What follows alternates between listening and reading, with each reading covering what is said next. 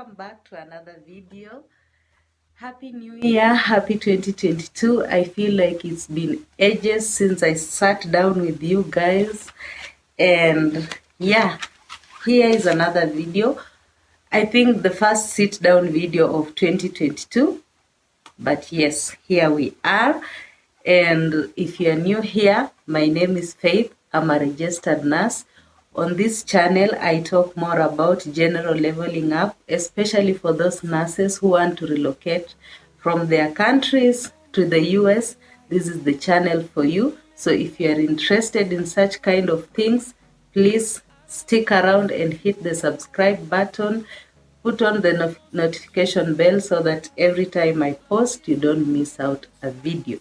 So today I'm going to do a Q&A with you guys, and I asked you guys on Instagram to send me questions that you may want me to answer, and some of you guys send me some questions, and I also collected some other questions from here on YouTube, the questions that I've not been able to answer, and also Facebook and WhatsApp.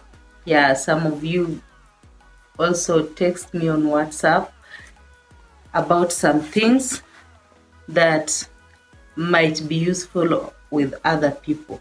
So the questions are not many, but I think these are the common questions people are really asking me right now, and I haven't just gotten enough time to answer to you guys because most of the time I'm busy at work and I can't really just sit down and type to all of you guys. So yeah, so stick around and let's get started. So the first question, I've just written them down because I also use my phone to film. So I wrote them down, and so I'll be reading the questions and I'll answer. So the first question, someone asked me, when do you predict to get an interview date with the embassy? Yeah, this is $1 million question that everyone is asking for. Some of you may not be at that stage yet, but I am, and I know some of my followers here are also in this stage, waiting for an exit interview with the embassy, and it is really unpredictable when one will get a date. But the good news is we are still current. Yeah, that's one good news. That is, if you are in Kenya, we are still current. And I think Africa generally, we are current. So that is good news. And if you are in Kenya, the embassy has been open since 3rd of January this year. So, and I think a bigger number of people have gotten dates, and that's a good thing. So we are seeing a positive trend, especially in Kenya right now, in terms of dates. So we just hope that this will continue. I'm meant to understand that some other countries have really pushed the backlog, and they are done with clearing the backlog. For instance, I think Nigeria has really given out dates for those people who are still waiting. So that's good news, and I'm hoping that it will be the case for us here in Kenya, because that's what we are really waiting for. COVID-19 messed up so many things, and the embassy dates and the embassy in general is one of the places that was messed up by COVID, but we thank God. The thing is, as long as we are alive, we keep hoping and we keep hope alive, and that day will come, we'll get our dates, and we'll be able to exit and start working in the US. So if you are in the process right now, just thank God and also pray that by the time you are done with the NCLEX and everything, by that time there will be no backlog and everything will go much faster for you. Yeah, but I know from 2019 up to this time, people have been waiting, and waiting and waiting, and it's frustrating. People are getting frustrated, and that's life. There are things you cannot control, and if you cannot control, just bear with what is happening and hope for the best. So that is it for that question. Another question is, do you know any Gambian who went through the process? Unfortunately, no.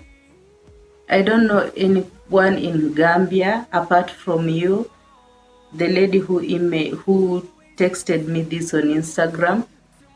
I haven't written her name, but I know it's a lady. But maybe you could be the first one, and as you go through this process, maybe you can create a platform that you can help others who are thinking of the same. But any Gambian in the house, please write in the comment below so that you can link up with your colleague, and I hope you can help each other. But I hope I can help you here as much as I can, as although I'm not in Gambia, but I can try to help wherever I can. Yeah, so that's the second question. The third question, someone asked me, when you are getting your South African visa, did you apply online or you went in person? I went to the South African embassy in person, and I think that's generally what happens.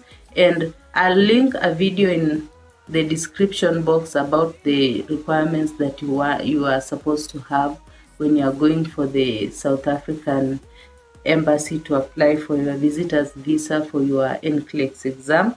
I have done a video on that, but I went there in person. So you just have to have the right documentation, the right documents, and then you'll go there in person and pay for the visa and apply for it. Yeah. Another question, if I want to start the process on my own, where do I start? I think I've done a video on the steps of becoming an American, a US registered nurse, and I think I'll also link it in the description box. There are steps that you have to follow, and most of the time people start with the Cgfns.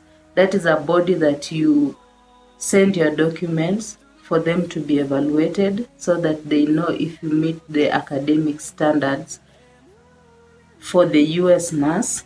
And also you have to apply to the Board of Nursing that you are supposed to sit your exam with. There are so many state boards in the US. There is Texas, there is California, there is New Jersey, there are so many. So you just choose which one you will apply with, and then after that you can review the NCLEX. Just make sure you are okay to do the exam, know what the exam entails, and the review process takes long, and it needs you to be committed and to vigorously go through questions and just familiarize yourself with the NCLEX. Then you'll also book for the NCLEX exam. And also, if you are in a country that doesn't have the NCLEX center, the Pearson View Center, you will have to book for a visitor's visa to go to a country that has the NCLEX center and take your NCLEX. After you passed your NCLEX, you will do your IELTS. If you are in a country that requires IELTS for your visa screening, you'll have to do your IELTS. And after that, after you've done your IELTS, you'll have to submit your documents to the Nation Visa Center so that they can prepare for your visa. And between that, you have to fill a form that's called I-140. And by that time, if you are by yourself, I recommend that you get an agency that will help you to petition for your visa. That's when you fill your I-140. They will help you, and then after that you'll submit your documents to the Nation Visa Center and fill your DS-260 form. and after that, when your case is complete, is when they will now book you for an exit interview with the embassy, the consulate near you in the country that you are. So those are generally the processes, but I've done a detailed video on the same, and I'll link all these videos in the description box. So go check the description box, go watch those videos, and you'll get answers to this. Yeah. So another question is not a question. Someone wrote me, keep inspiring us, girl. Thank you. I am happy that I can inspire someone, and I'm also happy that I can help someone. Since I started this YouTube channel, I know there are people who watch me, they haven't subscribed yet, and I don't know why. If you haven't, please just subscribe to the channel so that it can grow, and also it can be shared to so many other people. But I know people who inbox me thanking me for the videos and everything, but they haven't subscribed. So please don't watch and forget to subscribe. But thank you so much. It fills my heart to know that I inspire someone. I never in my wildest dream thought that I could inspire someone, but thank you. And also don't give up, please. Just, this journey has a lot of challenges, but don't give up. Just put your eye on the prize, and at the end of the day, you make it. So thank you. Another person asked me a very long question about filling the forms for Cgfns, and I don't know why. I did my Cgfns a while ago, but filling the Cgfns forms is not really hard, because your personal information is filled on the site, on the portal itself. So you key in your personal information. It's very straightforward. When you go to your personal profile on the Cgfns portal, if you've created an account. But these forms that you have to send to your School of Nursing, to the Nursing Council, generally you have just to put a date and your signature there and send the forms to the relevant institutions, because those institutions are the ones that are given the mandate to fill the other parts, and also attach your transcripts or certificates, whatever they need, and then they send them personally to Cgfns.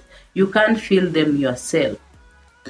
Please, if you are filling those forms by yourself, they might get rejected. Actually, they'll be rejected by Cgfns, because most of the time you'll not understand what they really want. So please, when you download those forms, after you've paid for your CS report, they'll allow you to download some forms on the Cgfns portal. Download them, put a date, and then put your signature. Send them to the School of Nursing or university or the nursing school that you went to, and they'll know what to do with them. And also for your nursing council, the board for your country, just put your signature, your date, and also go follow the instruction from the nursing council from your country. Like for my country in Kenya, you send those forms, you will send it to the to Nursing Council, that form with your signature and date. But the Nursing Council also has their forms that they will also give you, and then you fill. After you filled out their forms, you leave them with the forms. Maybe they'll ask you for a copy of your ID, your license, and whatever. That depends on your nursing council. Then you'll pay some amount to your nursing council, and then they will be able to release the relevant documents to Cgfns. So please don't fill those forms on your own. For your high school certificate, you can upload it on the Cgfns portal. So don't kill yourself on how to fill those forms, because those forms are supposed to be filled by the institution that you went to. I hope I've answered your question. I think this question was asked by the lady from Gambia, and I hope I've answered your question. I hope it's not too late. I hope I help you. And if you have any more questions, please just ask me. And also, I also link other videos on Cgfns. I've done like 3 videos on Cgfns on this channel. So I'll link them in the description box. Make sure you check them out and you'll understand. Another question. This is a question that was posted here on YouTube. Someone said, "Hey Faith, is it possible to do the NCLEX exam prior to the agency application independently? If yes, is there advantages or disadvantages while applying for the agency already past the NCLEX and the cost requirements?" So these are very detailed questions, but I have done videos on the cost that you may need to go through the whole of this process. I've done a video on if you really need an agency to start or not. I've also done, and some of them will pop here, others you'll see in the description box, but I'll link all of them in the description box and you'll go check them out. Yes, you can start this process on your own. If you have the money, then by all means do it. Start this on your own because you will go by your own pace. If you really want to go as fast as possible, you'll go by your own pace. You'll go sit for your exam. But after you've done your IELTS and NCLEX and you've passed, at some point you'll need an agency because there is something called petitioning for your visa. You need a lawyer to petition for you. And these agencies have their own lawyers in the US, so they can easily petition your visa for you. So at this point, you'll need a lawyer. You'll need an agency. So if you can start the journey by your own, please by all means do it. And the advantage of starting by your own is you go with your own pace and you'll be able to do these things faster. Because if you are with an agency and it has a lot of people, sometimes it takes time for them to push you to the stage that you'll do the NCLEX and these other things. Some of them might need you to go to their classes, make sure that they make sure that you will pass the NCLEX before they even schedule for your exam. So if you trust yourself that you can sit down and study for the NCLEX, pay for the relevant things, and go to do the NCLEX by your own, then by all means do it. But then later, you'll need an agency, and you will not face any challenges while looking for an agency after you've done your NCLEX, because after all, you have an upper hand. You've already done your NCLEX, you've done your IELTS, and the agency will easily pick you, but as long as you meet their requirement. Okay, I've also done a video on why an agency can reject you. Yeah, I know people who've been rejected by agencies and they have done the NCLEX. So you have to make sure you meet the agency's requirements, even if you have done your NCLEX and you are applying for that agency. So just take note of that. And I also link the video in the description box. So I hope I've answered your question. Yeah, and go watch these other videos so that you understand it. Then someone also told me, this is not a question, you are doing great, girl, on your channel. Congrats. Thank you so much. And I really thank you guys that you even took time to subscribe to my channel. When I started the YouTube channel, I never thought that someone will be interested in what I'm saying, but I thank God that I have you guys, and I have some loyal people who also encourage me, because as much as I'm also encouraging you, I also go through my own challenges, but there are people here who check on me and tell me, yeah, how you doing, how is the going. And I thank God for you guys, and you also keep me motivated to keep posting these videos, and it's all thanks to you guys. So thank you so much. The lady who wrote me that, I think it's Mary.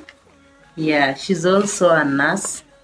I think she also has started the journey. And yeah, that is the video for today. Those are the questions that I got. I didn't get a lot of questions because I think most of you don't follow me on Instagram, and that's where I posted a question. If you want to ask me a question, and those are the questions that I got. I hope I've answered some of your questions, and thank you so much guys for supporting me. And this year I hope it will be a good year for us.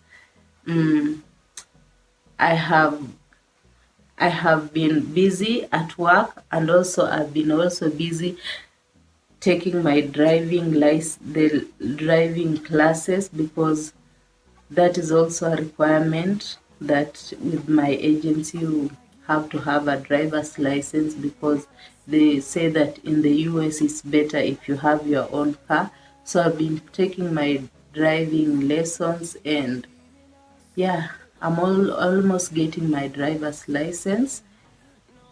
Yeah, that's what I've been up to, and also doing a lot of studying with my agency, because that doesn't ever stop. But I'm hoping this year will be a good year. This year, most of you will sit for the NCLEX, because I know most of you, when I started this channel, you didn't have even an agency. But a lot of you have agencies right now, and some of you are doing this on their own, and they have proceeded. They are or even applying for the Texas Board of Nursing, and I really thank God for that. And let's make this year count. Let's not procrastinate anymore. Let's start this journey, and yeah, let's keep winning. Yes. So thank you guys for sticking around to this extent, and thank you for your support.